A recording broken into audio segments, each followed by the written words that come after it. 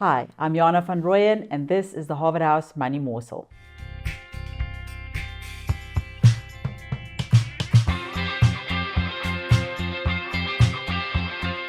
Welcome back, and thank you for joining us. Please remember to like, subscribe, and click the bell so that you can get a notification for when we release our new videos.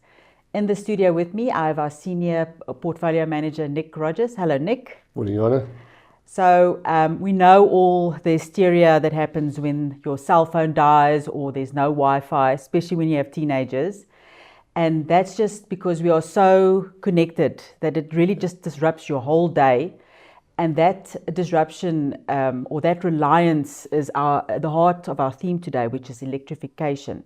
Could you give us maybe some light on why this theme is so critical? Yeah, as a dad of teenagers, I fully agree with your statement on the Wi-Fi and the charging.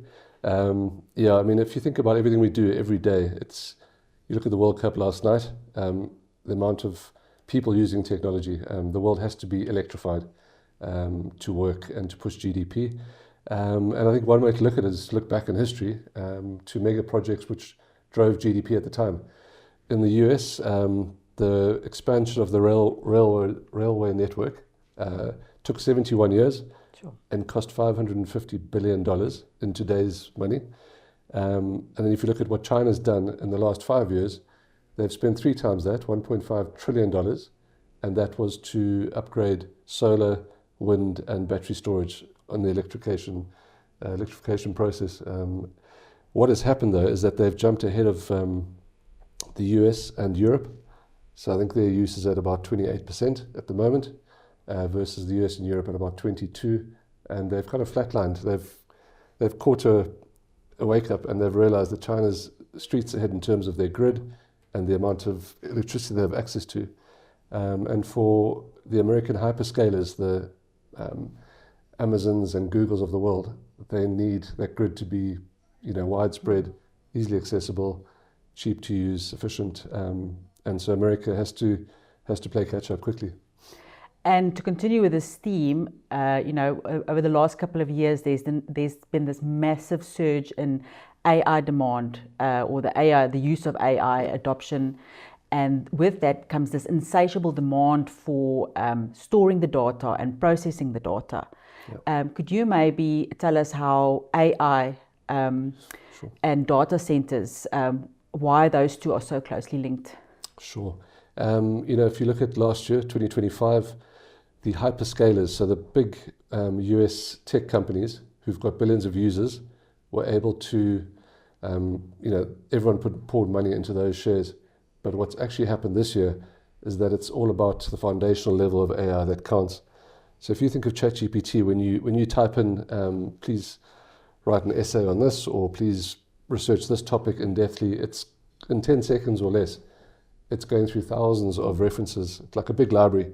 And LLMs, large learning machines, the calculations and the in-depth processing that takes place in the background for that ChatGPT and its peers to give you that data means it's got to access a large amount of data. That data has to be stored somewhere, and that's what a data center is. And they are the physical buildings, the systems, the hardware, the servers, the cooling systems, all that. That's where the data center fits in. But it's become extremely important that those get rolled out globally at the fastest pace that you can, and money is pouring into that section. So today, at the time of this recording, we know that SpaceX is launching on the stock exchange. So there's definitely a big hype around this, and a lot of people are suffering from FOMO, fear of missing out. And they've got this whole idea that there's going to be high returns. But here at Harvard House, we have a very modest approach to investment. Maybe you can tell our viewers how we are playing into the AI and the tech theme. Sure. SpaceX is an interesting one. It's going to be the biggest IPO ever in history. And I think the best analogy would be let the punters go for the spaceship going into orbit, and they can make their money however high that goes. But we are going to focus our money, our clients' money, more on how did that spaceship get there, who made it, who produced everything around it so that enabled it to get, because that's where the real money is being spent in terms of data centers that we were talking about earlier. And so we look at companies like Schneider Electric, which I'm delving into at the moment. We have invested in it for a while, so it's done really well, but it's a patience game, and they weren't involved as directly in AI in the past, but they've adapted to the times, and they are now the number one physical infrastructure provider globally. Their market share is 19%, and then they're followed by Vertiv and then Eaton, and then the rest follow from there. But Schneider provide all the hardware and the systems, and they're vertically integrated. So when you need to use a Schneider Electric, they're going to be with you for a long time, advising you, and you pay annuity revenue to them, and that's where the profits come from. But to keep up with the times, they have invested in, as an example, Motive Air. They've got a 75% stake, and that is liquid cooling. So if you think about your phone heats up sometimes, the battery heats up, your laptop's got the fan that keeps it cool. Now you can imagine when Google, 3 billion people are accessing Google, the heat generated in those data centers is enormous, and it messes with performance. And if you add liquid cooling, which is cooled water, versus air cooling, you get 50% more efficiency, and there's a whole lot of benefits, your profits, your time taken, the amount of servers you can put in there. So it all adds up to you need a player like Schneider to be with you on that journey. So there are other companies that we've invested in.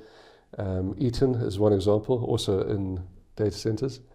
CAT provides the battery storage, and CAT's done extremely well. And last year we played the Microsofts, the more conservative AI plays, but we didn't go into the NVIDIAs. So the picks and shovels is what they're called, and that's the companies that facilitate this massive boom, and they all benefit from the long-term association with that as they adapt. So our clients are well placed. We're just not going to be up in space tonight, but let's see what happens there. Thank you so much for that insight, Nick, and thank you so much for joining us. Please remember to like and subscribe. Until next time.